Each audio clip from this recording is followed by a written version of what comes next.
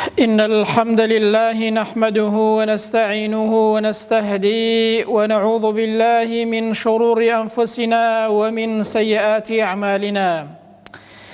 أشهد أن لا إله إلا الله وحده لا شريك له، وأشهد أن محمدا عبده ورسوله.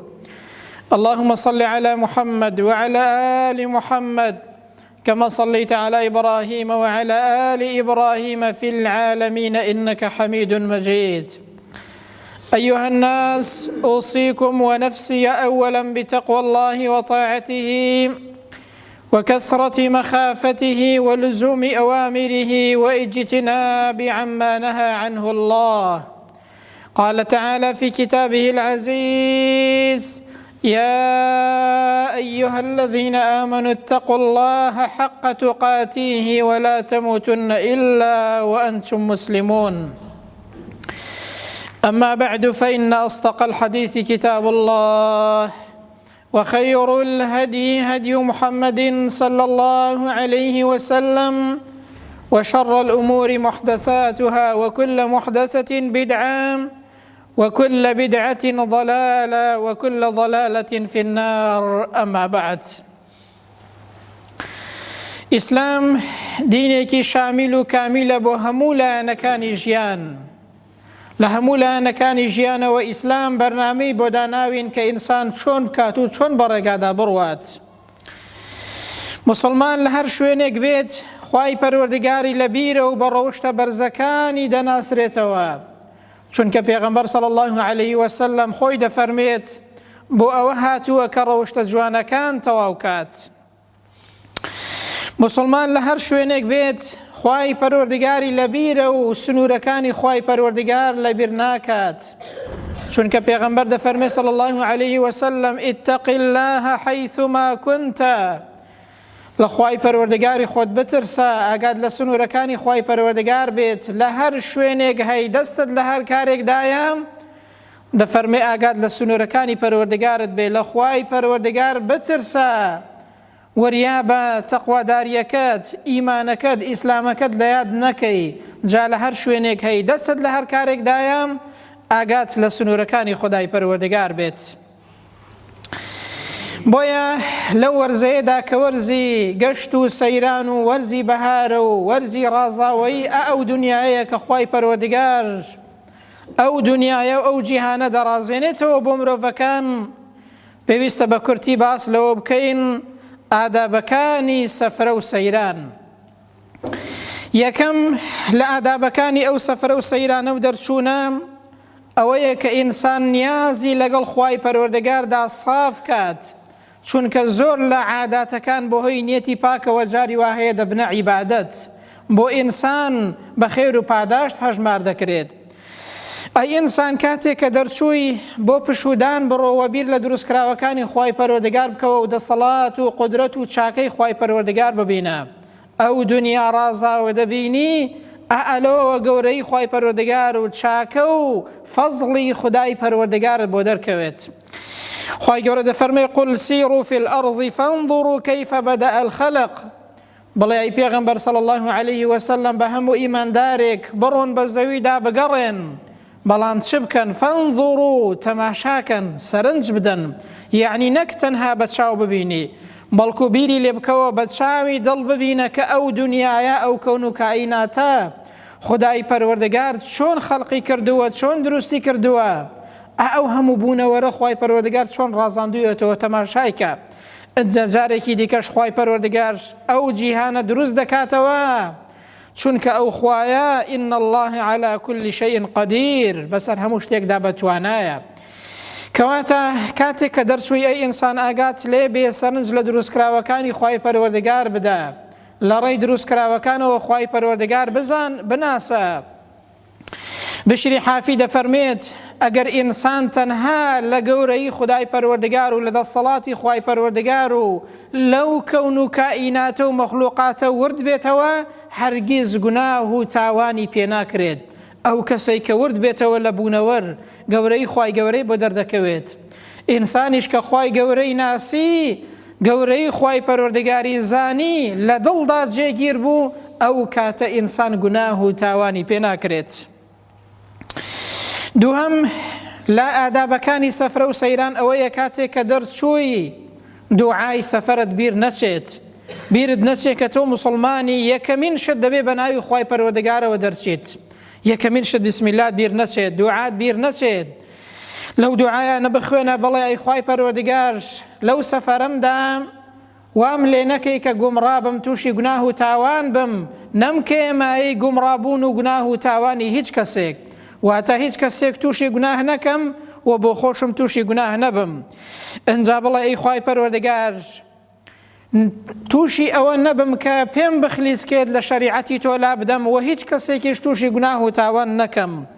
ئەی خوای پەروەردگار وام لێ بکەی کە تووشی زوڵم و ستەم و گوناه و تاوان نەبم، کەسیش تووشی زوڵم و تاوان نەکەم. دوعا بکە و بپاڕێوە بڵێ ئەی خوای پەروەردگار پارێزراومان کەی لەو سەفەرە، ماڵ و منداڵمان پارێزراوکەی، وەختێک کە سواری سەیارە بووی دوعای سواربوونی سەیارەت بیر نەچێت، سوپاسی خوای پەروەردگار بکە، سوپاسی خوای پەروەردگاری خۆت بکە. بسم الله سبحان الذي سخر لنا هذا وما كنا له مقرنين وإنا إلى ربنا لمنقلبون. ئەوە دوعای ئینسانی ئیماندارە، دەبێ ئینسان لە بیری بێت، نابێ ئینسان لە هیچ کاتێکدا و لە هیچ شوێنێک لە خودای پەروەردگاری خۆی بێ ئاگا بێت، چونکە موسڵمان هەمیشە بەوە دەناسرێتەوە کە لە هەموو کاتێکدا خوای پەروەردگاری لەبیرە و سنوورەکانی خوای پەروەردگاری خۆی لەبیرە. ئەنجا سێهەم لە ئادابەکانی گەشت و سەفرە و سەیران ئەوەیە کە ئینسان شوێنێکی گونجاو هەڵبژێرێت، زەرەر و زیان لە کەس نەدات، زیان لە زەڕاعەتی کەس نەدات، لە مڵک و ماڵی کەس نەدات. پێغەمبەر دەفەرمێ صلی الله عليه وسلم لا ضرر ولا ضرار، نابێ ئینسان نە زەرەر لە خۆی دات و نابێ نا زەرەر و زیانیش لە خەڵک بدات. پێغەمبەر دەفەرمێ المسلم من سلم المسلمون من لسانه ويده، ئینسانی مسلمانی ڕاستەقینە ئەو کەسەیە، مسلمانی تەواو ئەو کەسەیە کە خەڵک لە دەستی ئەمین بێک بەوەی کە بەدەست زیانیان لێ نادات، و خەڵک لە زمانی ئەمین بێت، ئەوە مسلمانی ڕاستە، خەڵک لە دەست ئەمین بێت و هەروەها لە زمانت ئەمین بێت. پێغەمبەر دەفەرمێ صلی الله عليه وسلم خير الناس أنفعهم للناس، چاکترین کەس ئەو کەسەیە کە سوودی بۆ خەڵک هەیە، کە خەڵک دڵخۆش دەکات بە پێچەوانەکەیەوە، یعنی ئینسان ئەو کاتەی کە زیانی بۆ خەڵک هەبێت بەڕاستی دەبێتە ئینسانێکی خراپ، دەبێتە ئینسانێک کە زەم دەکرێت. ئینسان نابێ زیان لە خەڵک بدات، نابێ زەرەر و زیانی بۆ خەڵک هەبێت، ئاساییە ئینسان لە سنووری خۆیدا خۆشحاڵ بێت، بەڵام ئاسایی نییە بە بیانووی یاخود بە ناوی خۆشحاڵی و سەیرانەوە ئینسان زەرەر لە هیچ کەسێک بدات و زیان بە هیچ کەسێک بگەێنێت.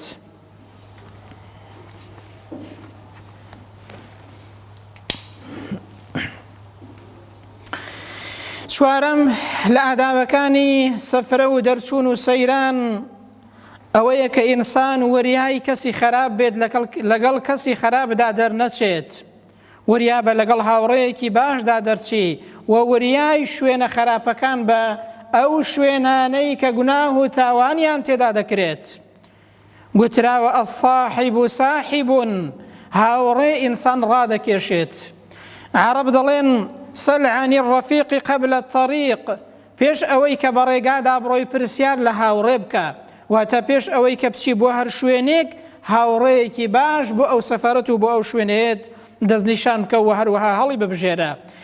چونکە چەندین کەس کە دەستنە دەرەوە جاری وا هەیە بەهۆی ئینسانێکی خراپەوە خوا پەناماندات تووشی گوناه و تاوان و هەروەها تووشی بێفەرمانی خودای پەروەردگار دەبن.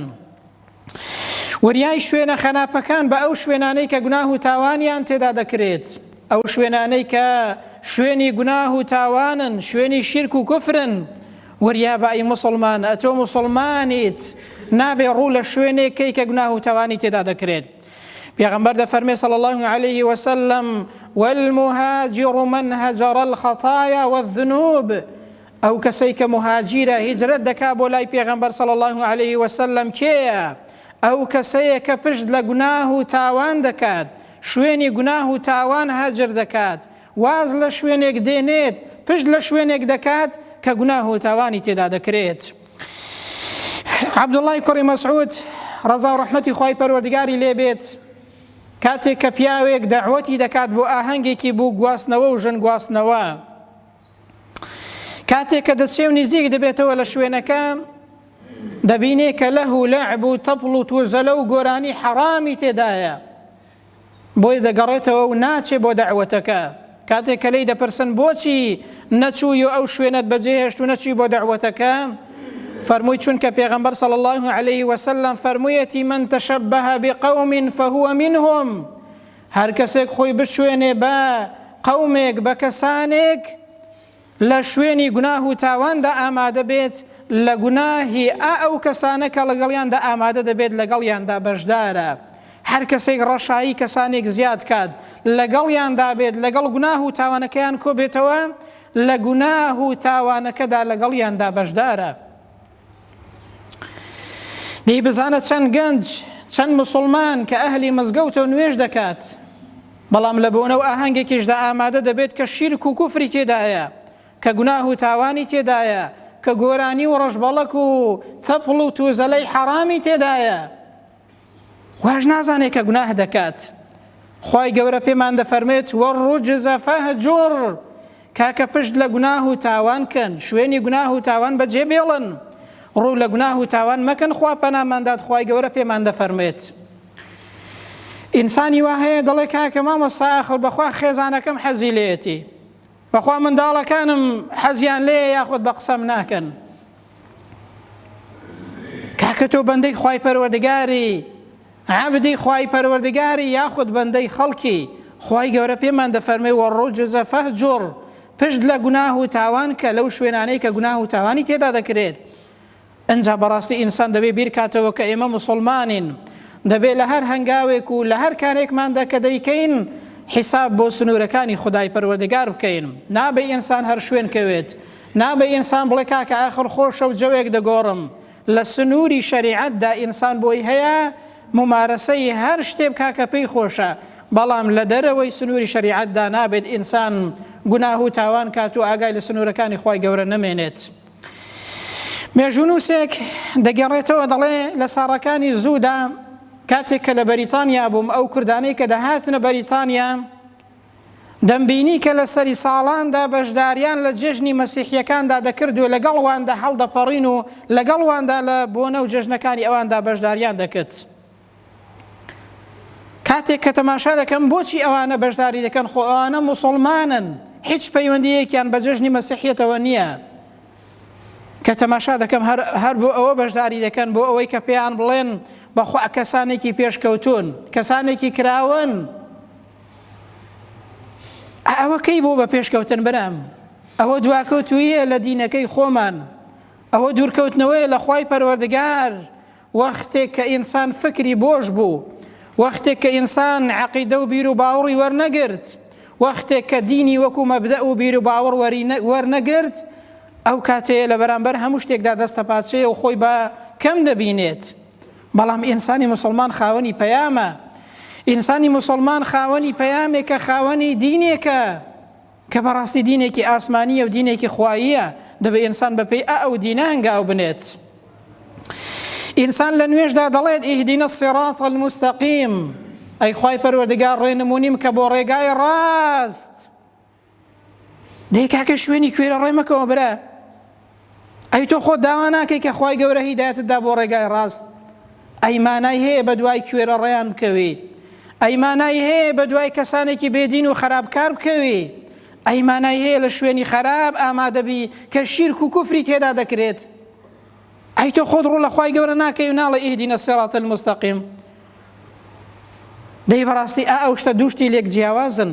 ئینسان دوعا بکە خوای گەورە ڕێگای ڕاستی نیشاندات، بیخاتە سەر ڕێگای ڕاست، کەچی خۆی بڕوات بۆ ڕێگایەکی خراپ، بۆ شوێنێکی خراپ، بۆ گوناه و تاوان. ئەو کاتە بەڕاستی نیشانەی پرسیار لەسەر ئیمان و ئیسلامەتیەکەمان دروست دەبێت.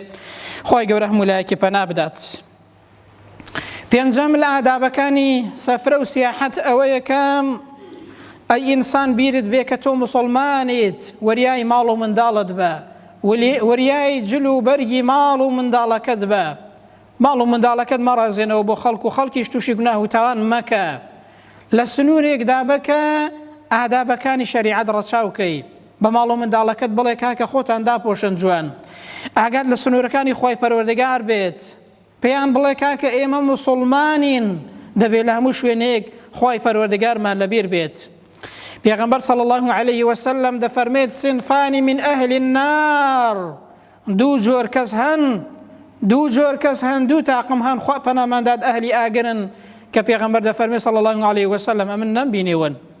یەکێک لەوانە ونساء كاسيات عاريات، هەتا وەکو کۆتایی فەرمایشتەکە پێغەمبەر دەفەرمێت صلی الله عليه وسلم ئەو ئافرەتانەی کە ڕوتن، یان ئەو ئافرەتانەی کە بەرگ و پۆشاکێکیان لەبەردایە وەکو ڕوود وا بێوایە، وەکو ئەوە وایە کە ڕوت بن دوو لە ڕووی جەنابتان، ئەندامەکانیان هەمووی بەدەرەوەیە، یاخود بەرگێکی ئەوەندە تەسکیان لەبەردایە هەموو ئەندامەکانیان تێدا دەرچۆتەوە.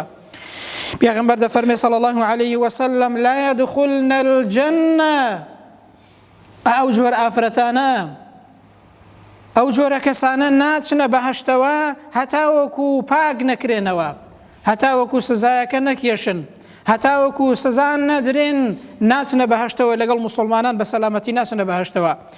وهروها دەفەرمێ پێغەمبەر صلی الله عليه وسلم ولا يجدن ريحها، وهروها بۆنی بەهەشتیش ناکەن لە کاتێکدا بۆنی بەهەشت ئەوەندە ساڵە دەڕوات بە ڕێگادا. ئەنجا بۆنی بەهەشت چ ئەوەی کە یەکێک بێ لە نیعمەتەکان، چ ئەوەی کە ئەو کەسانە بۆنی بەهەشت نەکەن وەکو سزایەک، هەتا وەکو پاک نەکرێنەوە، ئەو کەسانە پێغەمبەر صلی الله عليه وسلم دەفەرمێ ناچنە بەهەشتەوە بۆنی بەهەشت ناکەن. دەیوەریا بە ئەی ئینسان تۆ بڵی خەر لە خۆ ببینی لەگەڵ کەسێکدا کە پێغەمبەر دەفەرمێ صلی الله عليه وسلم ناچێتە بەهەشت و بۆنی بەهەشت ناکات. ئینسان بەرپرسیارە بەرامبەر بە ماڵ و منداڵی، بەرپرسیارە بەوەی بەرامبەر بەو کەسەی کە بە قسەت دەکاو لە ژێر سەڵتەنە و دەسەڵاتتدایە برم، دەبێت ئینسان حیسابی شەریعەت و سنوورەکانی خودای پەروەردگار بکات. ئومی سەلەمە دایکی ئیمانداران بۆمان دەگێڕێتەوە، دەفەرمێ پێغەمبەر فەرموویەتی صلی الله عليه وسلم أيما امرأة نزعت ثيابها في غير بيتها، گوێت لێ بێت ئەی دایک و خوشکی مسلمان، ئەی ئەو کەسەی کە خۆت و ئومەتی ئەو پێغەمبەرە دەزانی صلی الله عليه وسلم، بێفەرمانی خوای پەروەردگار مەکە، چونکە دەگەڕێەوە بۆ لای خوای پەروەردگار، ڕزگارت نابێت لە دەستی خوای پەروەردگار. پێغەمبەر دەفەرمێ صلی الله عليه وسلم هەر ئافرەتێک لە غەیری ماڵی خۆی و لە غەیری مەحرەمەکانی خۆی بەرگ و پۆشاکی دانێت، ئەندامەکانی بەدەرەوە بێت، پێغەمبەر دەفەرمێ صلی الله عليه وسلم خرق الله عز وجل عنها ستره، ئەو نەهێنیە و پەیوەندیەی ئەو حەیا و شەرمەی کە لە بینی خۆی و خوای پەروەردگاردا هەیە نامێنێت، پەردەی حەیا و شەرم لە نێوان ئینسان و خوای پەروەردگاردا نامێنێت. ئەی دایک و خوشکی بەڕێز گوێت لێ بێت، پێغەمبەر دەفەرمێ صلی الله عليه وسلم ئەو پەردەی کە هەیە، ئەو پەیوەندیەی کە هەتە لەگەڵ خوای پەروەردگار، ئەو حەیا و شەرمەی کە ئینسان دەبێ ڕەچاوی کات بەرامبەر خوای پەروەردگار، وەختێک ئەو کەسانە ئەو ئافرەتانە خۆیان ڕوود دەکەنەوە، ئەندامەکانیان بەدەرەوەیە، ئەو پەیوەندی و شەرم و حەیایە لە نێوان ئەوان و لە نێوان خوای پەروەردگاردا نامێنێت، خوای گەورە پەناماندات.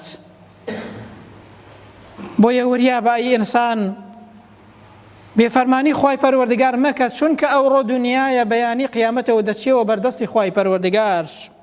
شەشەم لە ئادابەکان و لەو ئادابانەی کە پێویستە ئینسان ڕەچاویان کات لە سەفرە و سەیراندا ئەوەیە کە ئەو ژینگەیەی کە خوای پەروەردگار ڕازاندوویەتەوە ئێمە پێویستە پیسی نەکەین. بۆچی؟ چونکە ئینسانی مسلمان دەبێت لە هەموو کەسێک باشتر بێت، پاک و خاوێنتر بێت، چونکە ئیسلام دینی پاکیە. خوای پەروەردگار ئەو جیهانەی ڕازاندۆتەوە، دەی بە ئێمەش پارێزگاری لێ بکەین، بە ئێمەش قەدری بزانین، بە ئێمەش بیڕازێنینەوە زیاتر دەسەڵات و قودرەتی خوای پەروەردگاری تێدا ببینین، بەوەی کە ژینگەکەمان بپارێزین، چونکە هەر بۆ خۆمانە و هەر لە مەسلحەتی خۆماندایە. دەرەنجامی کۆتایی ئەو بابەتە دەگەینە ئەو نەتیجەیە کە بڵێن ئینسانی مسلمان لە هەر شوێنێک بێت پێویستە خوای پەروەردگاری لەبیر بێت. ئینسانی مسلمان بە ئاداب و ڕەوشتە جوانەکانی دەناسرێتەوە. کاکە مسلمانەتی هەر قسە و شیعار نییە، مسلمانەتی هەر لە مزگەوت نییە، کاکە خۆ لە مزگەوت هیچ کەسێک پیاوی خراپ نییە، هیچ کەسێکیش کێشەی نییە. شەرت ئەوەیە ئینسان کە چۆ بازار لە بیری بێت کە موسڵمانە، کە چۆ دەرەوە لە بیری بێت کە موسڵمانە، کە کار و پیشەیەکی هەبوو لە بیری بێت کە موسڵمانە، ئەگەر کار و کەسابەتیەکی هەبوو، ئەگەر هەر دەستی لە هەر کارێکدا هەبوو لە بیری بێت کە ئەو کەسە موسڵمانە دەبێت سنوورەکانی خوای پەروەردگار بپارێزێت، چونکە موسڵمان بە سیفەتە بەرزەکانی دەناسرێتەوە، چونکە موسڵمان لە هەموو شوێنێک دەبێت مۆری موسڵمانەتی بە نێوچاوانیەوە دیار بێت. کۆتایی قسەم و کۆتایی ئەو بابەتەش بە فەرمایشتێکی پێغەمبەر دێنین صلی الله عليه وسلم کە ئەنەس بۆمان دەگێڕێتەوە دەفەرمێت جاء رجل إلى رسول الله صلى الله عليه وسلم پیاوێک هاتە لای پێغەمبەر صلى الله عليه وسلم گوتی ئەی پێغەمبەری خوای إني أريد سفرا فزودني گوتی ئەی پێغەمبەری خوای صلى الله عليه وسلم ئەمن دەمەوێ سەفەر کەم زاد و زەخیرەیەکم پێ بڵێ کە لەو سەفەرەدا سوودی لێ ببینم، ئامۆژگاریەکم کە بۆ ئەو سەفەرەم. وەڵام کە دەچوونە سەفەر کە کارێکیان دەکرد حەزیان دەکرد کە ڕاو بۆ چوونی پێغەمبەر وەربگرن صلی الله عليه وسلم. بۆیە فەرمووی ئامۆژگاریم کە.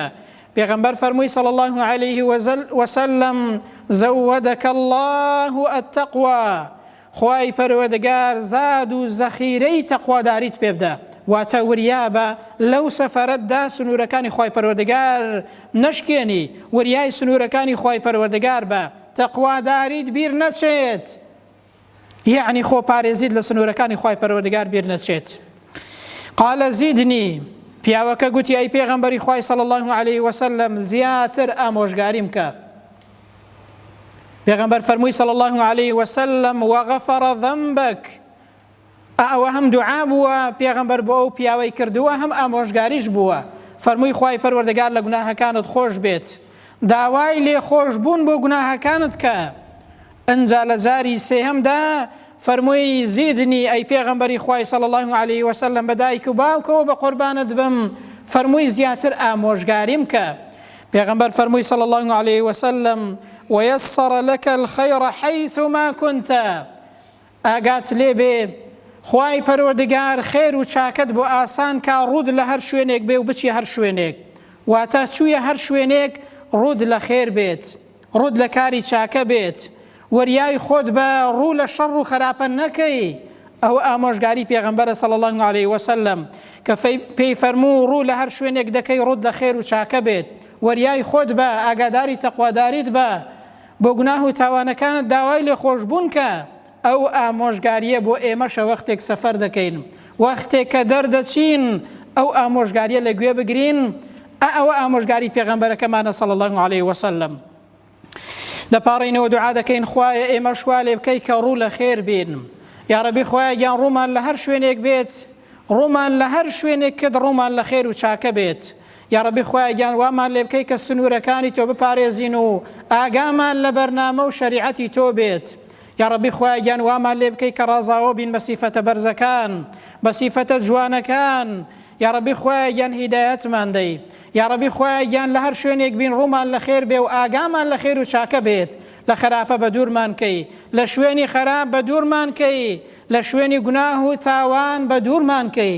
یا ڕەبی خوایە گیان گەنجەکانمان پارێزراوکەی، دایک و خوشکانمان پارێزراوکەی، لەو بەهارە و لەو فەسڵەیەدا وامان لێ بکەی کە تووشی گوناه و تاوان نەبین، تووشی شوێنی خراپ نەبین، تووشی کەسی خراپ نەبین، تووشی کەسانی خراپکار نەبین، نەچینە لای کەسانی خراپکار بۆ ئەوەی کە تووشی گوناه و تاوان بین. خوایە پارێزراومان کەی، خوایە بە ئیمانەوە ڕازاوەمان کەی، خوایە بە ئیمانەوە بمانژێنی و بە ئیمانەوەش بمان برێنی عاقبة خير دنيا وقيامت من كي. آمين. أقول قولي هذا وأستغفر الله لي ولكم، وبعد أعوذ بالله من الشيطان الرجيم. ربنا آتنا في الدنيا حسنة وفي الآخرة حسنة وقنا عذاب النار. اللهم آمين.